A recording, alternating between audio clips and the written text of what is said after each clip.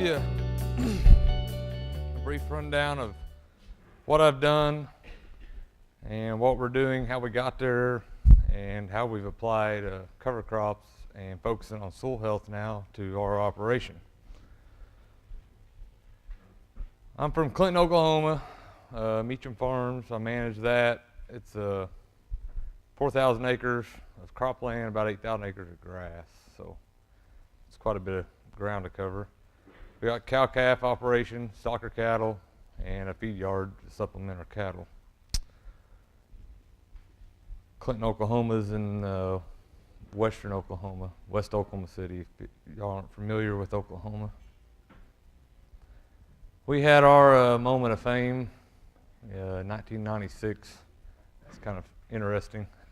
Garth Brooks had us do a field art project for him, so that was fun. Probably the most profitable crop we grew. I ran a custom harvest business right out of high school through 2011. We covered a lot of ground. 2009 was a peak year for us. But through all that, I got to see a lot of different farming practices. I got to see no-till work in several states across the different regions and multiple crops. And it opened my eyes to a different way of farming. Where I'm raised, you plow, you grow wheat, and you run cattle, and that was it. And you didn't know nothing different. So I got to see a lot of different things through that. So that led me into what we're doing now. Meacham Farms was one of our customers and local where I grew up, and I got to help them growing up as a child. So when we quit harvesting, they asked me to come run their farm, and that's what we did. When we did it, we wanted to implement no-till farming and precision agriculture practices. That was a big change from the days of plowing 4,000 acres. So it's quite the deal. When we first started, we grew wheat, corn, milo, started growing canola. We have some alfalfa. We try to grow all of our own feed for our cattle. So that worked pretty good, but it wasn't getting us where we wanted. So we moved into soil health in 2015, and these are our crops we grow now. We kind of cut back on our wheat. We're growing about the same amount of corn. We've kind of cut out milo. Fighting the sugarcane aphids is not something we want to continue to dabble with. Until we get some of our other things corrected, we can't we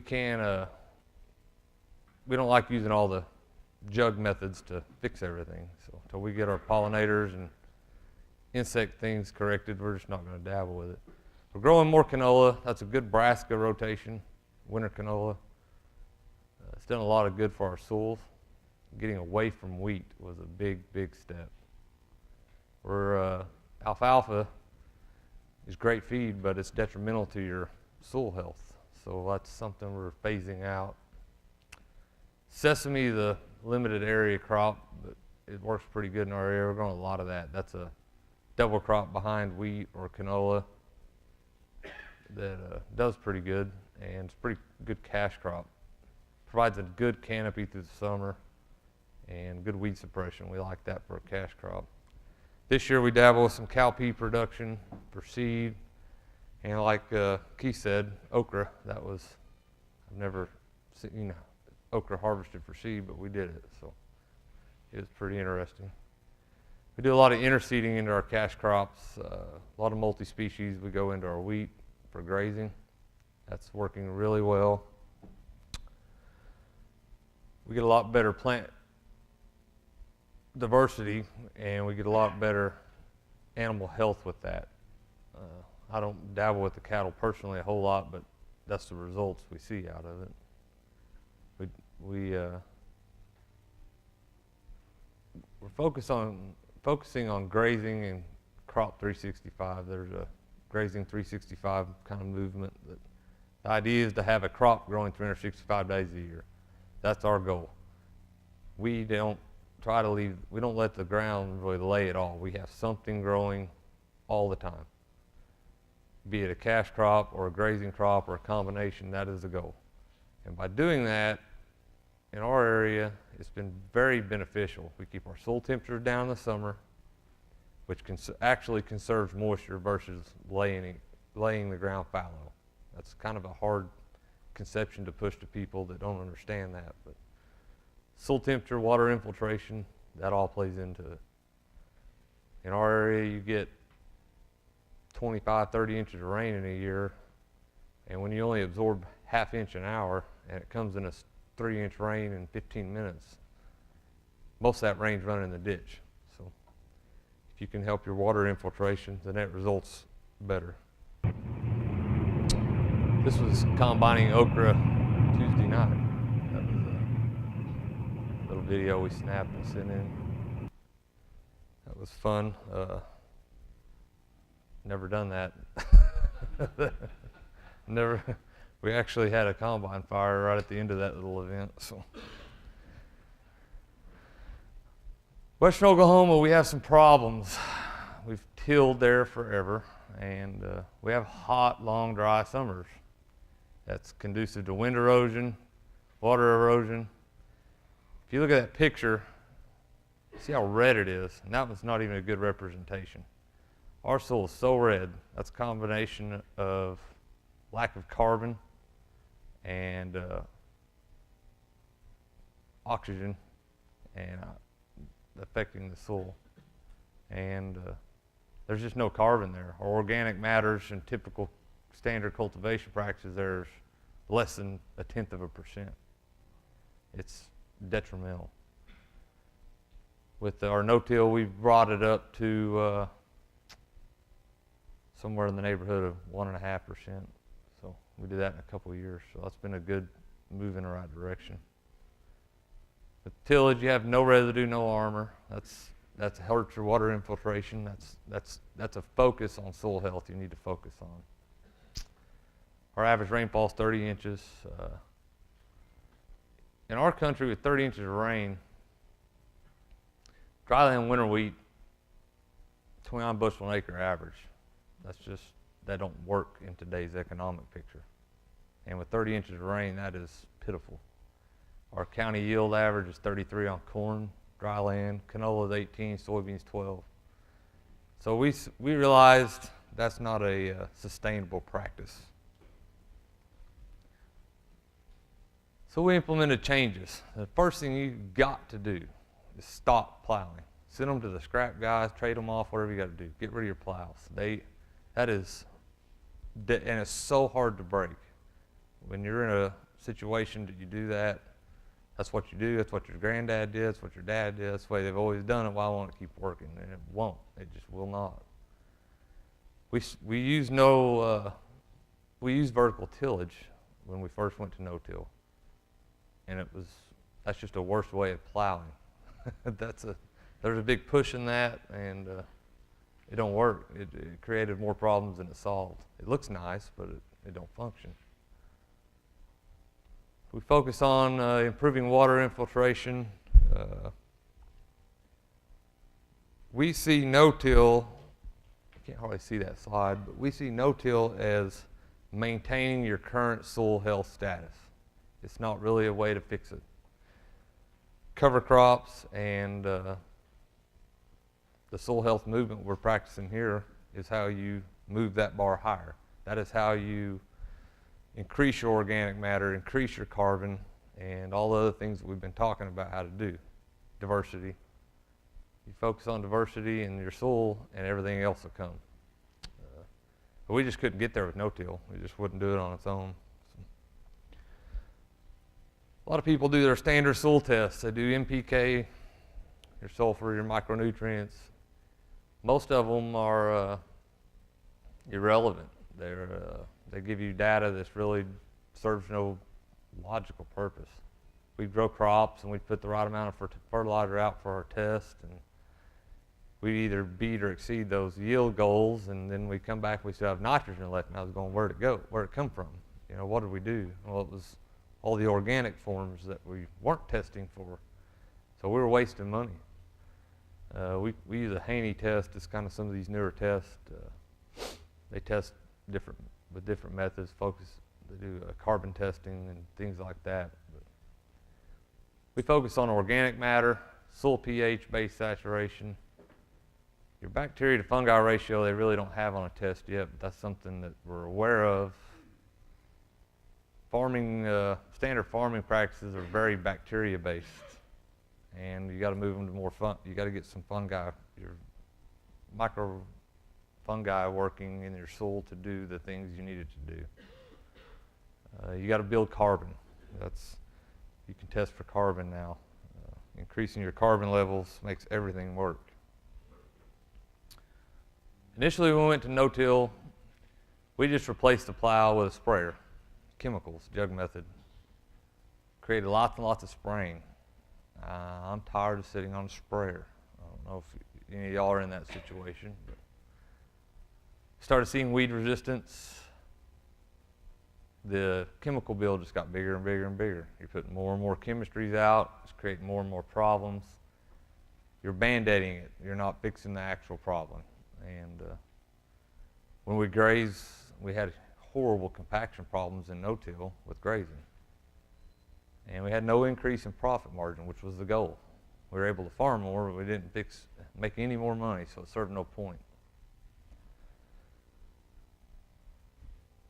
So how do we go from where we are to where we want to be with soil health? We've all seen, you watch Gabe Brown, you listen to Ray Archuleta, you see all these impressive soils doing all these things and growing all these crops with no fertilizer. But you can't get there from where you're at overnight. It took decades to get to that situation. You're not going to fix it overnight. How do you work on your cost and profit to profit? You know, how do you fix that? So we started reducing fertility. We took a percentage of our fertility budget for every crop, and we moved it into blends or other species and diversity, and started phasing out fertilizer. We're using about half the fertilizer we did 3 years ago already, and we're only a year and a half into soil health. And we're growing comparable yields. Initially, you're not going to grow more crop. You're going to grow similar crops for less money, which is profit. That's the idea. So, changing types and amounts of pesticide use. You're going to have to use Roundup still. I know it's not, we've seen it's not so good, but you can't not just use it day one. You can be responsible with it. Don't go put it in as a tank mix partner every time you spray. If you don't have grasses to kill, don't run Roundup. Use what you got to use. Don't use it just because it's an insurance policy while you're out there spraying. Fungicides are the strobials we got now. They are very effective. They're cheap. Everybody runs it on their wheat. Well, we might have rust, so we're just going to go put it on. They are so good, they wipe out your fungi in your soil. So if you're trying to build that, you start over. We got a field that just it was in wheat production for 3 years, and it's kind of off the beaten path, and we didn't get fungicide put on it for the last 3 crop cycles.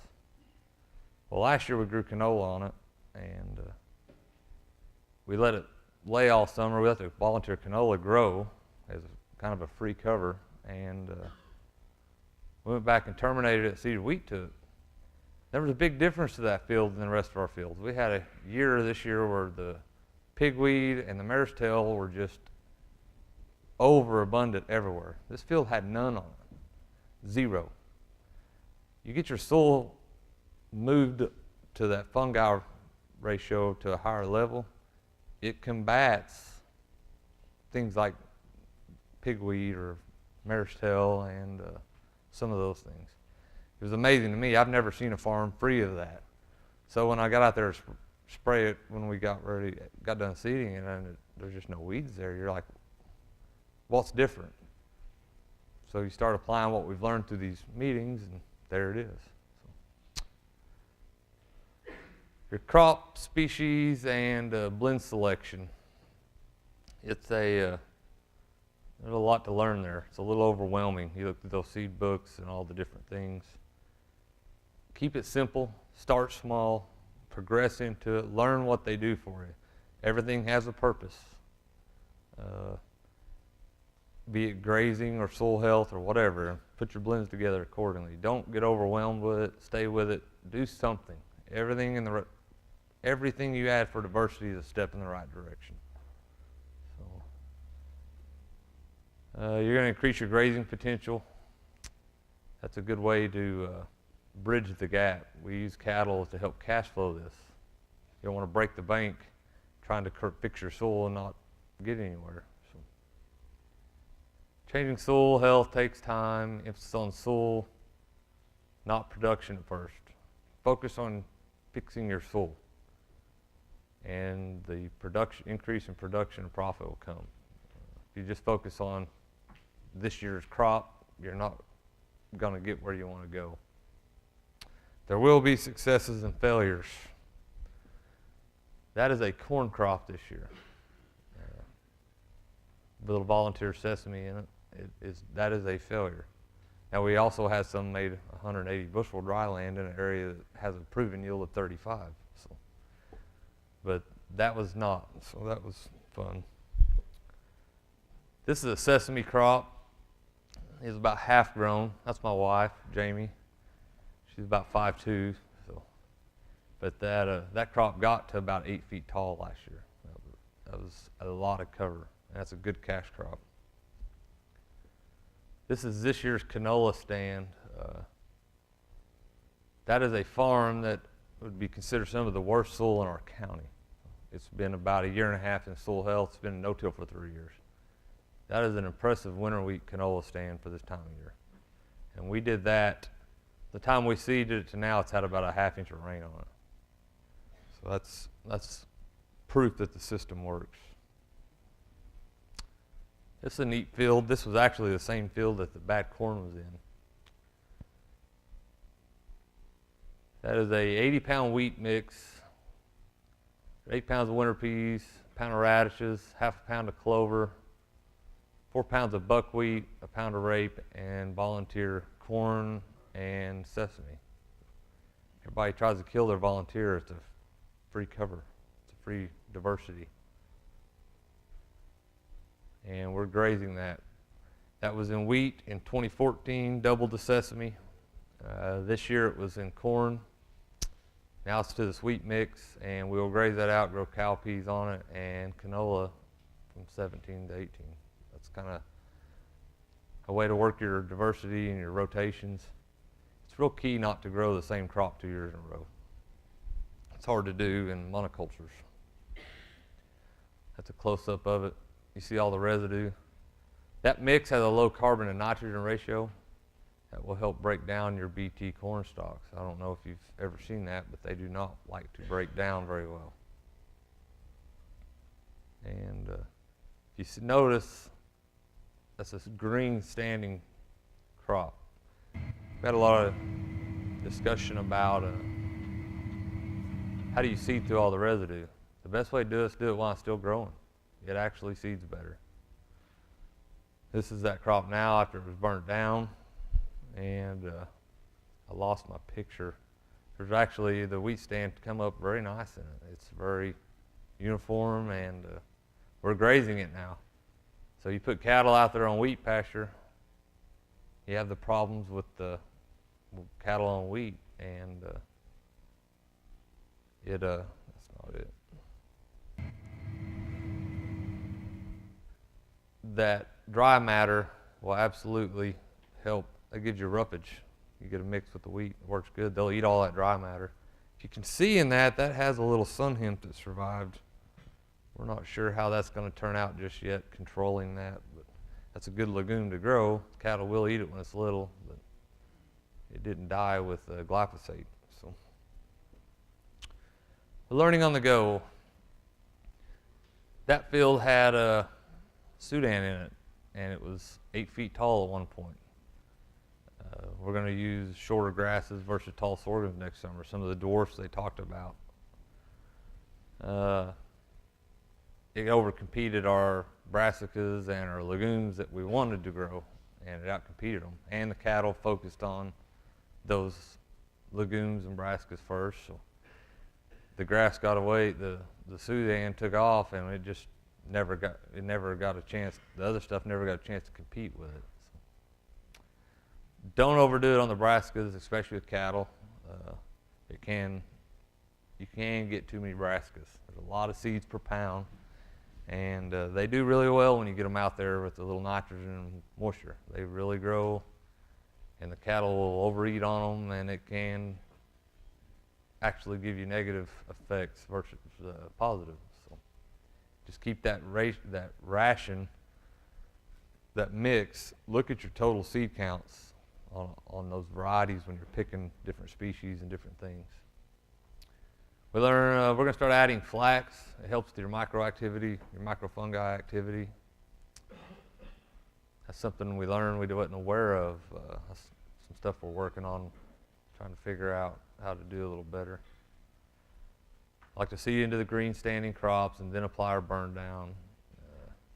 You got to really watch your herbicide use, especially stuff with residuals, ALS inhibitors, your SU chemistries. Everybody likes to run finesse on their wheat. If you put finesse on your wheat, you will not be growing coverage this year. So think about that preemptively. We overgrazed it to begin with on some stuff. You don't want to remove more than half the plant. They had a slide yesterday that was really fascinating, I thought, showing the root change when you overgraze. And I believe in that. If you overgraze that past half, it will take more than twice as long to grow back. So if you actually will grow more grazing by controlling the time, how far you graze that plant. Cutting way back on our fungicide use. Our wheat we are growing varieties that are resistant to rust. A lot of the varieties you get nowadays, especially out of some of our universities, they have really just quit focusing on rust resistance. Fungicides are cheap. It's not a top priority no more. That's not the Band-Aid. That's the Band-Aid approach. That's welfare. That's farming welfare. Don't do it that way. We lean on our grower groups like these. We have a group in Oklahoma, Western Soil Health Group. It's about 80 members. It's a little Facebook page that we use, and we share all our info we're doing. And we are moving the ball rapidly by doing that. So it's been a good deal.